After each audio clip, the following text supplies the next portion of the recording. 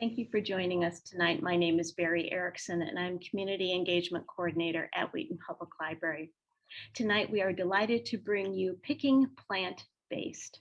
Healthier eating is best approached gradually with small changes. Tonight, we will learn why and how to make simple plant-based substitutions in our daily meals. Our speaker will provide tips to help you get started and share a delicious plant-based cheese recipe as well. Deepa Deshmukh is a registered dietitian and diabetes educator practicing functional and integrative nutrition. Deepa is also the host of a podcast, Ask Nutritionist Deepa. In 2020, Deepa was selected as one of the top 10 dietitians in the country by Today's Dietitian magazine, a leading publication in her industry. So with so much expertise and great information to share, I'm anxious to turn the screen over to you, Deepa. Thank you so much for being here tonight. Thank you so much, Barry, for the invitation, and thank you everybody who is watching or will be watching after this seminar has been recorded and pass it on. So it's my pleasure to be in front of you today to discuss the importance of starting a journey of getting healthy and towards the wellness by picking plant-based lifestyle. The word plant-based has come to the surface in last 2 to 3 years, and more so in last 1 year, and it feels like it's something new, but really the roots are very ancient. Across the board, one diet that comes on top is always plant-based. There's nothing wrong when we decide to eat more plants. I mean, we just can't go wrong. So talking about this topic really excites me because I think it's so easy to do, but because of our busy lifestyles and sometimes not knowing where to start, some people feel intimidated that, oh my God, how am I going to start the plant-based lifestyle or start my plant-based diets? And I want you guys to feel comfortable today that, this is all about just starting, taking small steps and reaping the big rewards, really. So let's get started. Picking plant-based diet.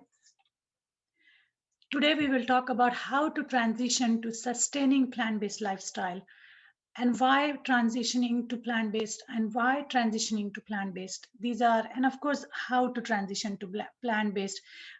We will talk about it, and then please make sure you text me your name and email to 630-686-7300 to get your handouts on the topic. So how to transition to sustaining lifestyle, plant-based lifestyle. The word sustaining is extremely important because there is everything that we can do, or there's anything we can do just for day, two, maybe a month, maybe a few months. But then after a while, things start to come up, real life hits, and then we all fall off the wagon. And that's why it's extremely important to understand how we can make sustaining change, because sustaining change is what we are looking for ultimate wellness. If you want to live longer, that should not be just only quest, but to live longer, happier and healthier can happen only when we have sustaining sustaining lifestyle and strategies in place to take us there. So let's first look at the rewards and how quickly our body responds. I mean, why even bother to go plant-based, right?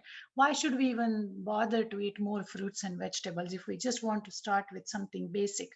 Look at the rapid rewards. See how quickly your body responds. In one day, you have improved insulin sensitivity and slow release of carbohydrate, which is then going to give you more energy. All the chronic conditions, blood pressure, diabetes, hypertension, arthritis, obesity, overweight, even conditions like migraine or infertility are related to insulin resistance.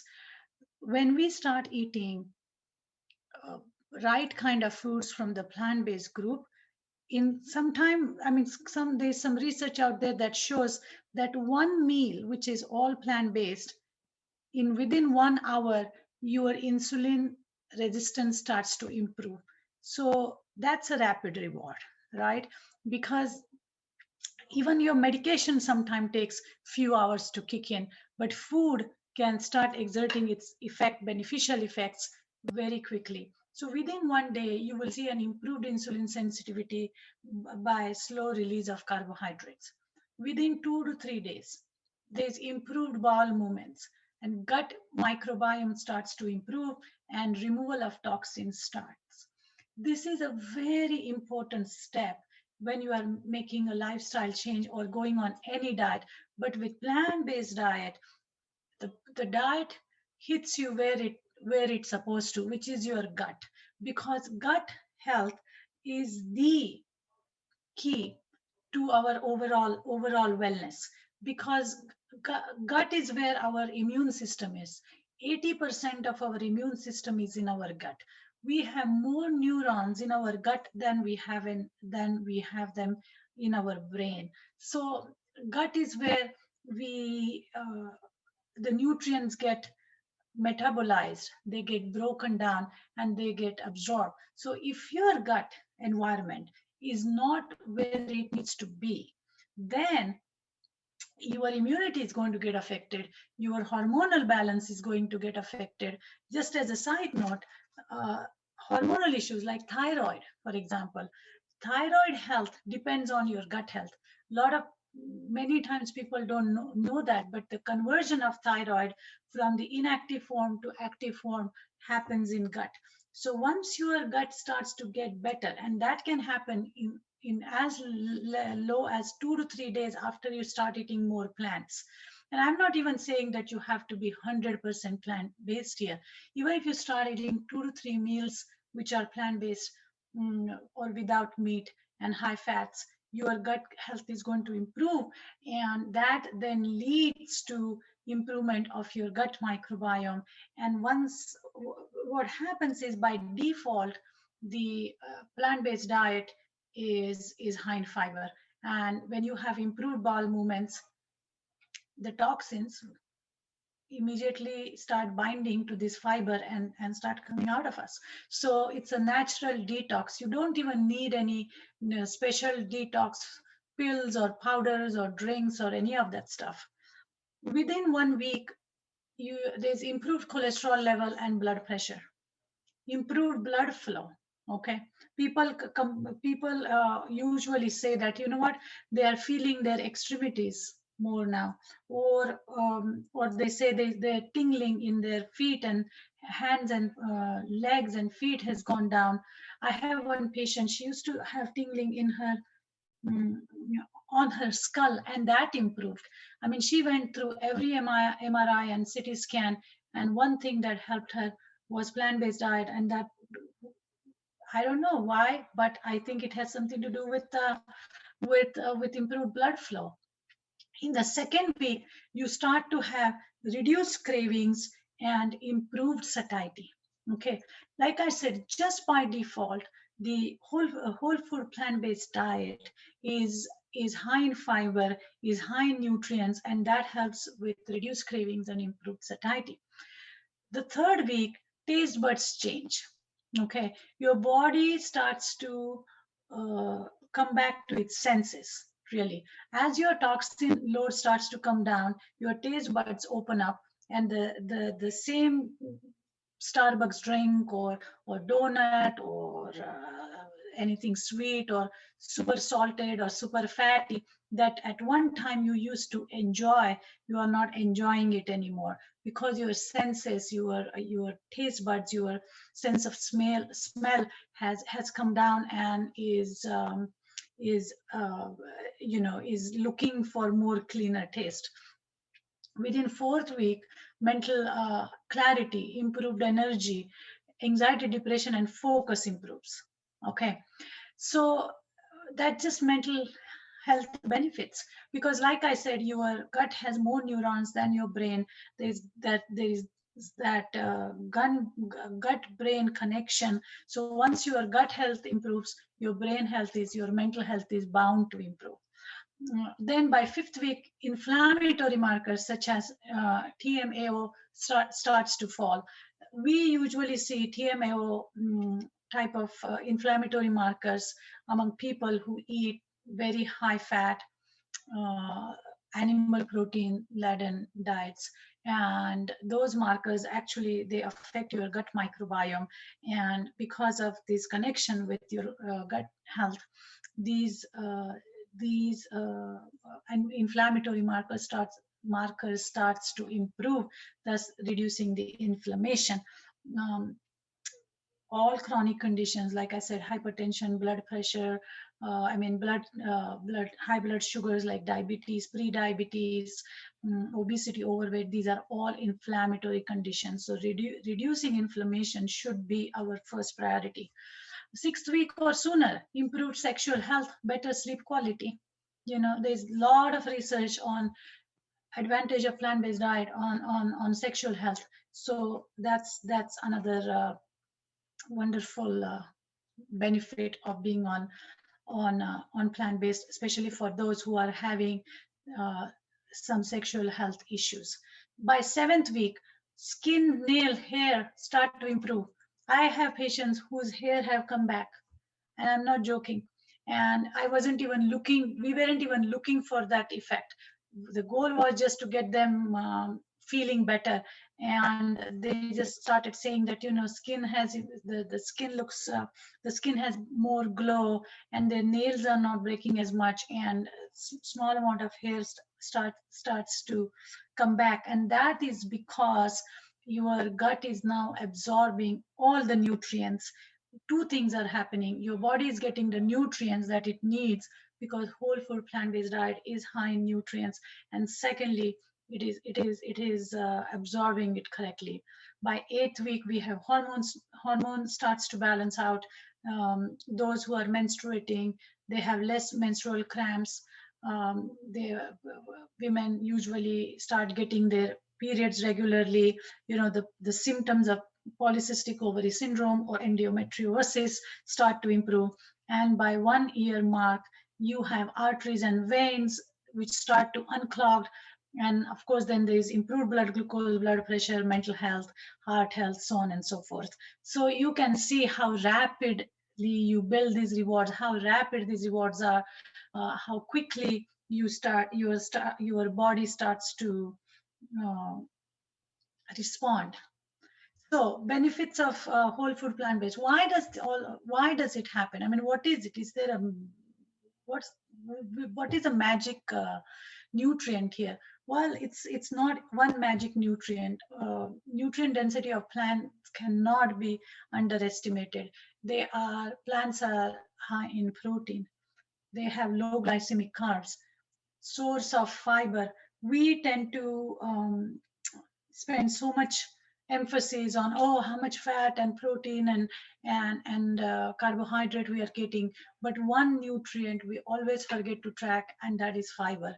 Even if you keep a goal of, hey, you know what, I am going to eat 40 to 50 grams of fiber per day, believe me, things will start to improve, because just by default, just to reach to that point, you will be eating more plant-based. So contains no fat or very minimal amount of unsaturated fat. It contains iron, calcium, phosphorus, potassium, amazing amount of minerals. It contains vitamins, all water and fat soluble vitamins, contains numerous polyphenols, numerous antioxidants and micronutrients. So that's what makes the whole food plant-based a magic pill. So how do we transition? Small steps. These are the core, what do you call it, food choices, or like a core of whole food plant-based diet, which is grains, but not just eating white rice or your run-of-the-mill um, cream of wheat, anything like that, but intact grains like millet and barley and quinoa and wild rice and cracked wheat, buckwheat, right? Then you have your seeds like flax seeds, pumpkin seeds, sunflower seeds, sesame seeds. So let's say you eat pasta very often. If you start replacing the pasta with maybe lentil pasta, I will talk about lentil pasta later, or if you start sprinkling maybe a couple tablespoons of quinoa or wild rice on your salad, or if you start making a side dish of these grains and some seeds, add some nuts like Brazil nuts, almonds, walnuts, pine nuts, peanuts, start sprinkling some cooked lentils or beans, peas, tofu, edamame, tempeh. Tempeh is just another form of soybean or tofu. It's fermented tofu. But I mean, having a bowl of soup, either lentil soup or chickpea soup or minestrone soup, is the easiest thing to get started when you are transitioning to plant-based, because we all are, we all like soups, and there are wonderful soup recipes from your grandmother, mother, sister, father, your family member or friend. And having a soup is something that you make it in bulk, and it's easy, it's portable, and you can just and it's a good vehicle, I feel, to sneak in a lot of good vegetables and plant proteins. So plant proteins are basically, like I'm saying, lentils, beans, peas, tofu, edamame. Then all kinds of vegetables, all colors. If you feel that every time you are buying the same type of vegetables, let's say, or spinach or kale or carrots or sugar snap peas or broccoli, then it's, and some peppers, then it's time for you to go out of your comfort zone and start looking at vegetables that are purple in color or white in color. For example, you can look for red cabbage, you can look for Swiss chard, you can look for mushrooms, you can look for turnips, so pay more attention in the produce section. And just I'm noticing in last few couple years there's more and more emphasis um, on eating more fruits and vegetables, and I'm noticing that the grocery stores are carrying more variety now than they used to, especially if you go to fruit section, right? Now you see papaya, you will see jackfruit, you will see lychee, you will see mangoes, you will see dragon fruit. I mean, a few years ago, I had never seen these in the regular grocery store.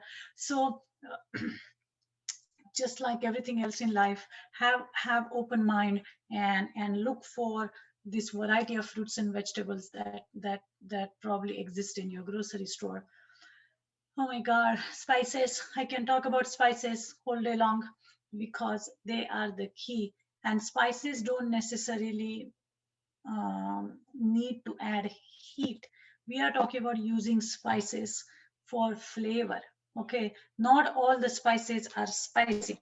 A lot of spices like cinnamon or bay leaf or allspice or fennel, they are flavorful additions, not necessarily spicy. So make sure that your cabinet has some good herbs and spices. Uh,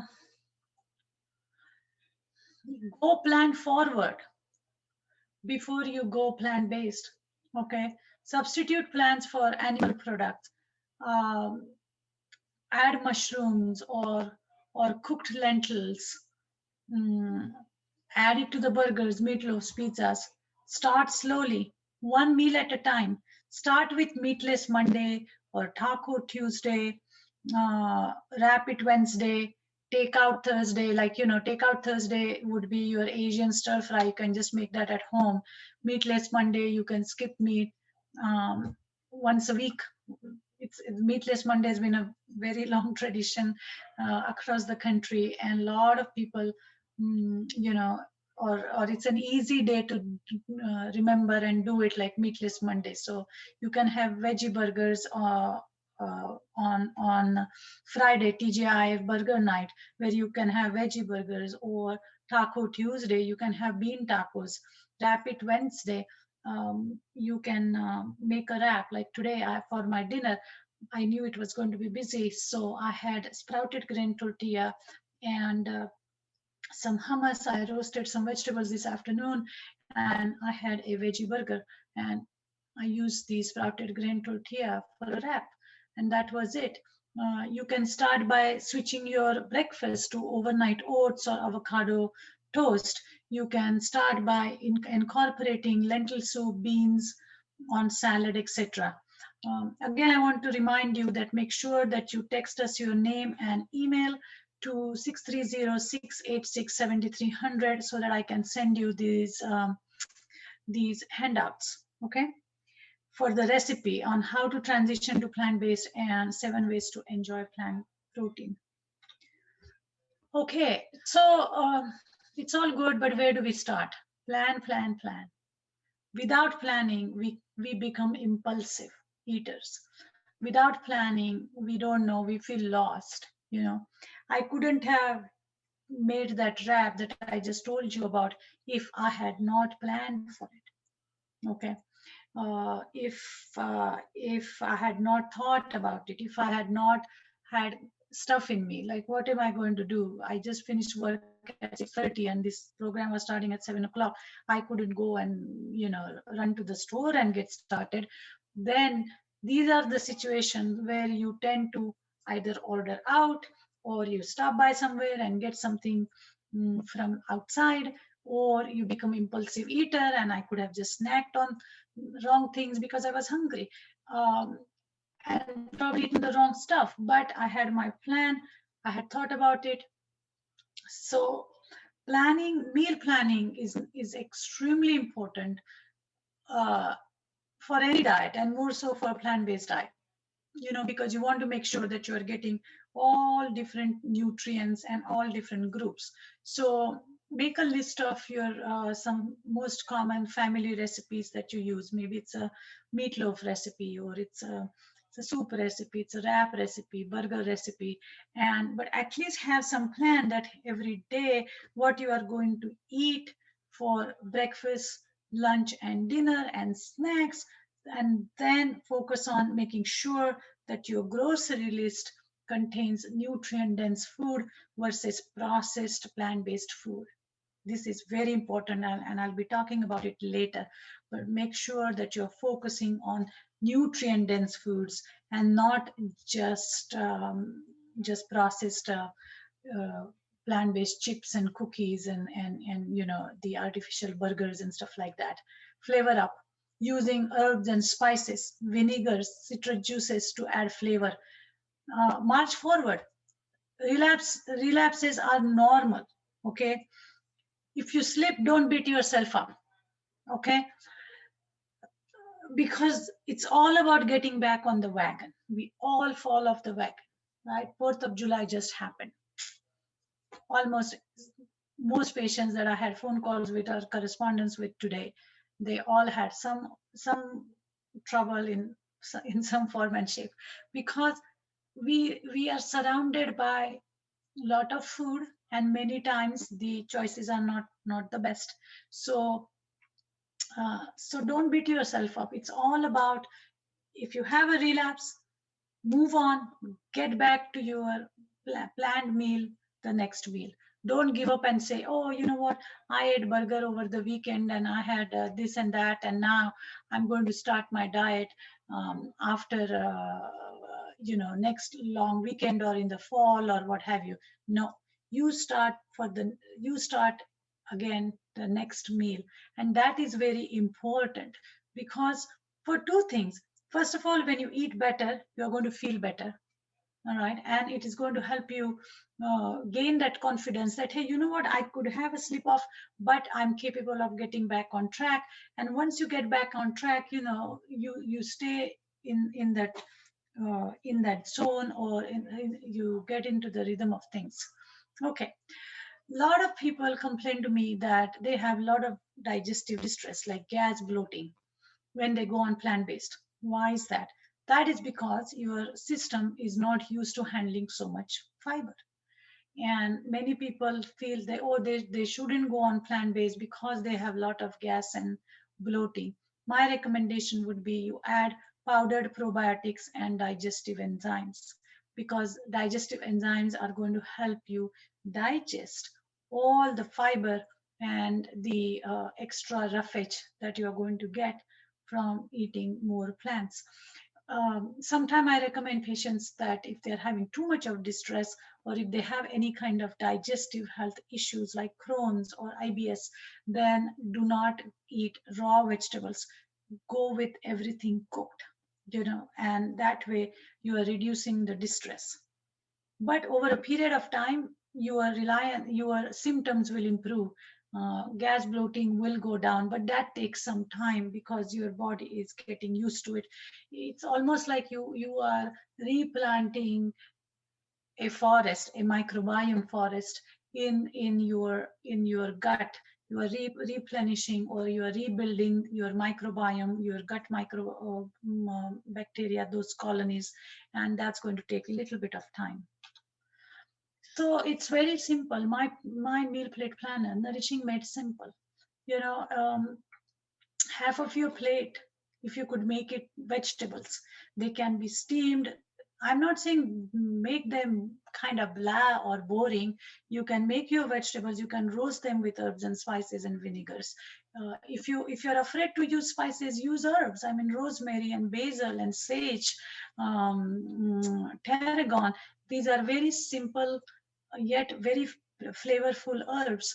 And if you start roasting your vegetables with it, like half of your plate needs to be vegetables, and then 1/4 of the plate can be beans, lentils once in a while. If you're going to eat some meat, then stay away from the red meat, and you can add some chicken or turkey or fish. But again, we are going to aim to have more plant-based proteins. So maybe this is how your plate needs to look in terms of protein on it when you are having a meatless meal. Make sure you have healthy carbs like wild rice and brown rice.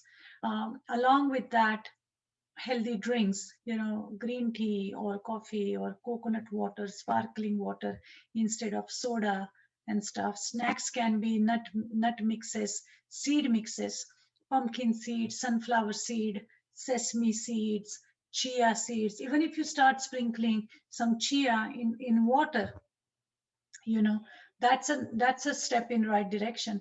Even if you start eating lightly salted nuts, sunflower or pumpkin instead of bag of chips, or some french fries or onion rings, or I don't know, turkey bacon and all that, bacon bits, those type of highly processed, high salt snacks, it's going to be a really good transition. Along with food, we have to take care of some physical activity, fitness here. Do get into some daily mindful activities. Walk for 10 minutes, or do deep breathing, or do stretches. Sleep on time. Have positive thoughts. Drink water. Plan your meal. Plan your snacks. These are all the examples of mindful activity. We need mindfulness to execute everything in life. And food is such an integral part of who we are and how we feel. But we pay the least amount of time planning our meals. I mean, people spend um, enough time in getting ready, or putting their makeup on, or getting the right shirt and suit and whatever, shoes and socks and purses and this and that together. But we don't spend as much time in figuring it out. Hey, what kind of food I'm going to eat today, when I'm going to eat it today, how I'm going to eat it. These are very crucial questions, and this is all part of that mindfulness. So making sure that you indulge in some mindful activities. um, how to transition to sustaining plant-based lifestyle going forward, go skinny, which means like avoid added oils in cooking. So use broth instead. Avoid added sugars, but you can use maybe honey or agave or molasses, maple syrup to sweeten your salad dressings or your food instead of adding raw white sugar. Um, One thing I want to mention about added oils is that if you are stir frying something, use broth instead of oils. Hydration. Focus on water, really. Tea, water, or fruit infused water is perfect. Snack on olives, unsweetened dry fruit, roasted chickpeas, dark chocolate, something simple, doesn't have to be highly processed or highly seasoned. Eat this. Like I said previously, these are your choices of plant proteins: seeds and lentils and tofu and edamame and nut butters, soy milk, what else? Peas. And then when it comes to carbohydrate, your fruits are part of your carbohydrates. I would stay away from banana, apple, grapes because they are not as nutritionally dense as your berries or kiwis or oranges or papaya or peaches and plums. So I would rather go after foods which are more nutrient density. That's going to give you more for your effort. So focus on adding variety of different fruits.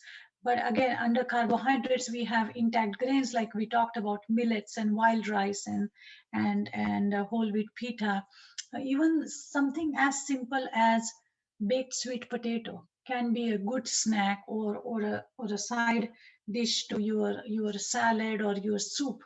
But again, don't put marshmallows and brown sugar and slab of butter on your sweet potato, but just a nicely roasted sweet potato, boiled sweet potato, maybe with some pie spice or cinnamon or even some paprika would be a perfect dish to have. Vegetables, like I said, all different colors of vegetable. Purple vegetables are good for your brain. White vegetables are good for our heart.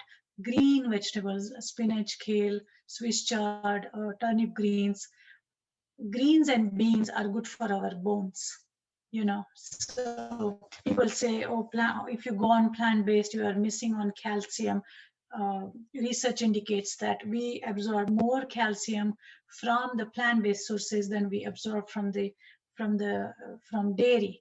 Okay, and in the plant kingdom, beans and lentils have the highest amount of calcium, and the plant-based diet is also high in phosphorus and potassium. So in order for good bone health, we need potassium and we need phosphorus and we need calcium. So it's again, this is a perfect pill, almost a magic pill. Don't eat this: jello, fried chicken, ramen noodles, sweet yogurts, ranch dressings, pudding, fish sticks, vegan processed food. A lot of people go and start eating plant-based, but then they go after processed plant-based foods like all those Beyond Burger. Somebody just said that there is a chicken from one of the fast food chicken chain. All those are highly processed, highly seasoned, and do not offer the real benefits or do not offer the vitamins and minerals and protein and carbs that we talked about in earlier slides. These things are just going to be just a substitute, but we are not looking to swap one bad stuff with another just look alike. We are looking to substitute a low calorie diet with more low nutrient dense diet with high nutrient dense foods. It's the nutrient density of food that helps us keep healthy. Okay, you have to make choice between these two, which is a better option. If I have, just to give you an example, if you have to choose between candy bar and banana. I would go with banana. If you have to choose between banana and peach, I would go with peach. Okay, because there is a hierarchy of nutrient dense foods. So uh, you guys can do the same thing. And in the beginning, maybe it will be difficult for you to completely let go of this food. So transition out, stop buying, don't have chips and big bags of chips or drinks or cookies in the house. Once out of sight, out of mind. If you have it around you and if you say, oh, I'm just going to have it once in a while, it's going to be very difficult. If it is there, you will go and eat it. So not buying is number one. That would be one way, I would say, to stop eating this. um, so on a similar note, I wanted to quickly touch on dairy. You know, why we shouldn't eat dairy on, or why the dairy is included, cheese is included in this list, is because dairy, there are a couple things about dairy. The dairy has a protein called casomorphin, which affects, which has a similar effect on our brain as any other morphine, okay, like opioids. And that's why it is very addictive. Dairy is very addictive, and it makes us difficult not to eat it, because it has that casomorphin, it has the morphine type of effect on our brain. And secondly, dairy affects our thyroid gland, okay, lowering our metabolism and causing another havoc in the system. So these are some of the reasons as to why we need to stay away from animal-based products as much as we can. I understand not everybody will be 100% plant-based, but the goal here is to at least educate you guys about you know the pros and cons of eating whole food plant-based and how to start. Like I said, even one meal per week, and then that you know, to get started, and then turning that into second 2 or 3 or 4 times, and then after a while, you once you start feeling better, your brain will start associating certain foods as rewards and certain foods almost as punishment. If you are feeling sick after eating a burger, and if you feel good after eating, let's say a veggie burger or roasted vegetables or more balanced meals, then and then if you keep reminding your brain, or if you start becoming mindful and start making a note of, hey, you know what, after I eat a more plant-based, I just feel good. And after I eat pizza or burgers or barbecue or steak, I just feel heavy. I feel my stomach is not where it needs to be. I feel tired. I have a lot of acid reflux. Then over a period of time, your brain will start associating the negative side effects or your body pain or your symptoms with that food. And once your brain starts to make that connection, then you know we are tuned to look for reward. You know, brain doesn't say, hey, go and get punished. So it starts to make that association, which food is good for you and which food is not a good choice for you. It takes time, but it's a slow process, and it's worth starting.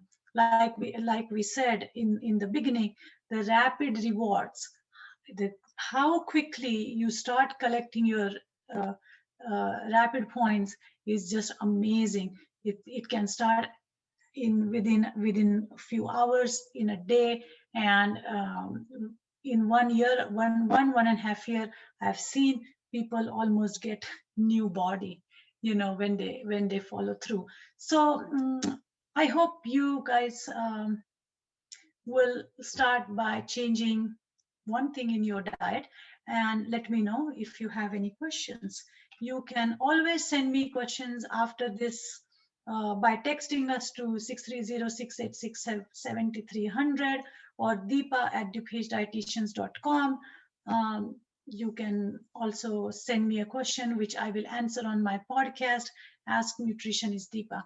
So there are a bunch of different ways you can get hold of me. But I am opening up the floor for questions.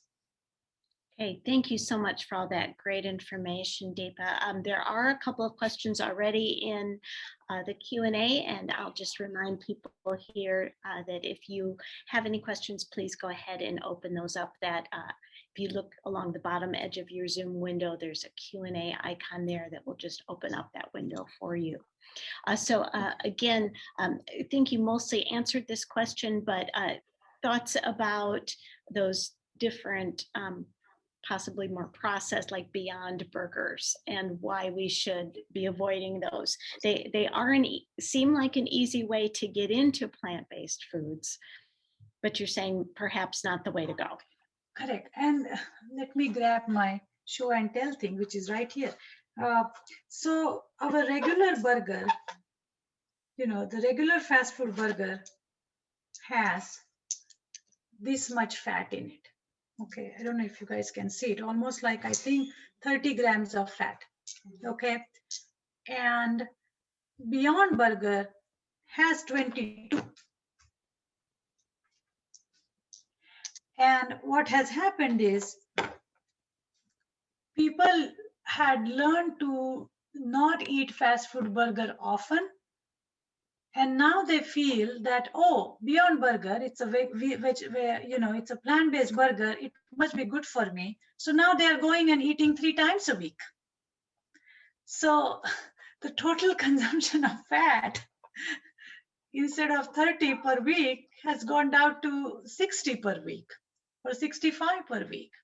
So there is a perception that that is better for us. Yeah, it is better for us to some degree, but it's going to get us in trouble if we continue on that path. And in terms of sodium, it's no better either. Okay. All right, thank you. Someone else is asking, are there health concerns with soy? So again, when we get into processed soy products, like soy chicken nuggets and soy patty and those type of things, anything that is highly processed with soy is a no-no because of the processing. Secondly, soy products need to be organic. Soy is one of those crops which are genetically modified. 99% of the soy which is grown in United States and everywhere else in the world is GMO. And we don't want to eat something which is GMO. GMO means genetically modified organism. So you want to find a soy product that says non-GMO and as much as you can organic. But if you stick to unsweetened soy milk, edamame, all kinds of tofu like soft tofu, firm tofu, tempeh, what else? Organic miso, which is fermented soy, we are going to be fine. Okay, thank you. Someone else is asking how many plants or perhaps what percentage of vegetarian or plant-based foods do we need to eat in order to start seeing all of those health benefits that you were talking about? I would say if you get rid of the red meat and dairy and then stick to chicken, turkey, maybe 3 times, 4 times a week, and more plant-based with lot of vegetables and some beans and lentils and seeds, you will start to see that difference. Okay, great. Someone else is dealing with a lot of acid reflux. and any ideas about how to eat tomato products or onions, peppers, things like that without getting acid reflux. They're having a lot of problems with that. Many times the root cause of acid reflux is poor digestive system. And many times the poor digestive system is because of the dairy and meat consumption. So getting to the root cause of acid reflux is number one, identify what's in your diet. Secondly, with severe acid reflux, you need to make sure that you are eating cooked vegetables, and don't start with onions and tomatoes, which are your your usual suspects, but maybe start with some spinach and some milder vegetables like cooked carrots and butternut squash and those things. And instead of flavoring with onion and garlic, maybe start flavoring with herbs like rosemary and sage, because they are also calming to your digestive system. And start taking digestive enzymes. Okay. Because acid reflux actually is a symptom of low acid in your system. When we don't have enough and right amount and right type of acid reflux starts. Okay, thank you.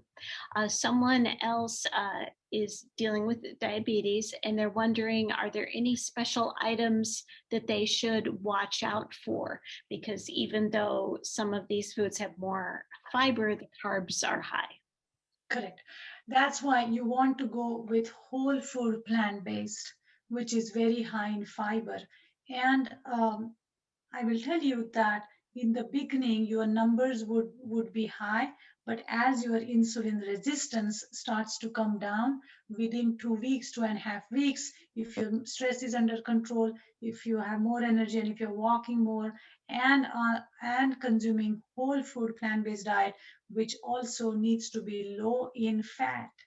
If you have a nice piece of, let's say, like a homemade rye bread, but if you dip it or bathe it in olive oil, it's going to be a killer. So whole food plant-based diet, high in fiber, low or no in fat, is the key to get your blood sugars under control. Okay, thank you. Someone else is asking about concerns regarding, I may not be saying this right, oxalic, OXALIC acid in raw greens. Oxalic acid, oxalates. Maybe like Swiss chard and kale might be high in those, and they wondering if there are any concerns about that. Yeah, but if you're drinking plenty of water, and nobody eats truckload of these vegetables, 1 or 2 cups every other day is not going to hurt. Plus, many times oxalates can be removed, or you can reduce the oxalate by steaming that particular vegetable so that it drains in the water. Okay, great. Someone asks, what's the best wheat pasta alternative? I would say, instead of going for a wheat pasta, go for lentil pasta. I'll show you one. It's right here. I'm surrounded by food packages and stuff because whole day long that's what I teach people about. So this is a lentil pasta. Actually it's a wellness pasta line. This has extra extracts of vegetables in it, and thus it gives you 20 other nutrients. But this is a lentil pasta.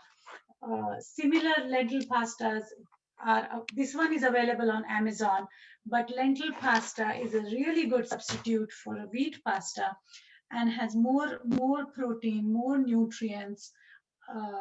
Aldi has it, Trader Joe's has it, Meyer has it. So just look for lentil pasta instead of wheat pasta.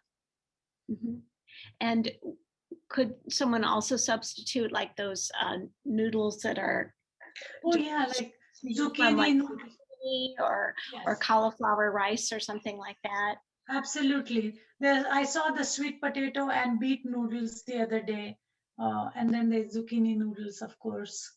Uh, so Right, right. definitely. Great. Someone else asks, do you have any favorite recipe books, maybe go-tos when you're doing that meal planning? I don't, because there are just so many recipes out there. It's very difficult to pick one over the other. So what I do is I know my parameter. I'm looking for a dish which has more vegetables, beans, lentils, flavor, and then any recipe I can remove the oil, right? That's easy to do. So I just, based on what I know, what I need to eat, I just modify the recipes and I just try to extract the flavor or the concept from the recipes which are out there on the website. I mean on the internet. But Mhm. fork over knives, you will find a lot of plant-based recipes. There is a newsletter called the Beet. They also have some pretty good recipes. Okay, great, great. Thank you. Uh, I know, like, I wasn't raised with a lot of lentils. How would you suggest adding some of those to our diet? Easy would be lentil soup. Mhm. uh, Dig into your grandma's recipe book or something. I'm sure she made lentil soup. Every grandma made lentil soup. So a simple thing would be lentil soup, or cooking the lentils al dente, like not too mushy, and start sprinkling them on your salad is another one. Um, I just did a Facebook Live last week where we showed how to cook lentil dal. Dal is a Indian lentil soup, which is very flavorful, and that is made with red lentils or yellow lentils, which really cook in 20 minutes. But it's a very nice, creamy type of soup. So you know that's another way to do it. Mhm. Great, great. And you also mentioned how important spices are. And I'm wondering if we're sitting in front of just like plain wild rice or some basic roasted vegetables, what would you put on those perhaps before the cooking that would add to the flavor? Okay, that's a very good question. Especially when you're cooking grains or even beans, I always combine uh, water, like half water and half broth, when I'm cooking my grains and my beans and lentils, because that broth adds another layer, more depth of flavor, you know. And then depending on what else I'm going to eat with that wild rice, so if you can start with something simple like bay leaf, or basil, rosemary, if you're going more Italian style. If you're going more Mexican style, then you can just add some cumin and oregano. If you're going Indian style and don't know where to start, when in doubt, use curry powder, you know. uh, that's kind of a simple thing to do. Or just stirring in maybe a tablespoon of coconut milk gives another layer of flavor.